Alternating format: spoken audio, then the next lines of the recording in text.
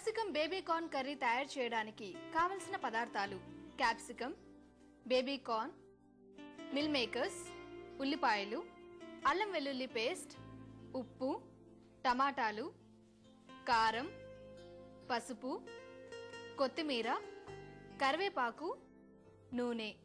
Capsicum baby corn curry తయారు చేసుకునే విధానం: ముందుగా స్టవ్ మీద పాన్ పెట్టి 4 టీ స్పూన్ల నూనె పోసి కాగాక 2 కప్పుల ఉల్లిపాయ ముక్కలు వేసి బ్రౌన్ కలర్ వచ్చే వరకు వేయించి 2 టీ స్పూన్ల అల్లం వెల్లుల్లి పేస్ట్ వేసి పచ్చివాసన పోయే వరకు వేయించాలి.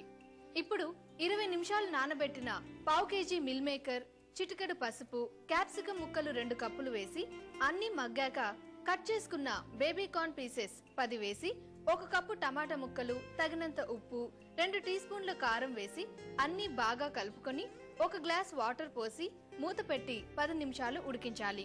ఇప్పుడు కొత్తిమీర, కరివేపాకు చల్లుకొని 2 నిమిషాలు మగ్గించి ఒక బౌల్లోకి తీసుకుని మళ్ళీ కొంచెం కొత్తిమీర, కరివేపాకు వేయాలి. అంతే, capsicum baby corn curry ready.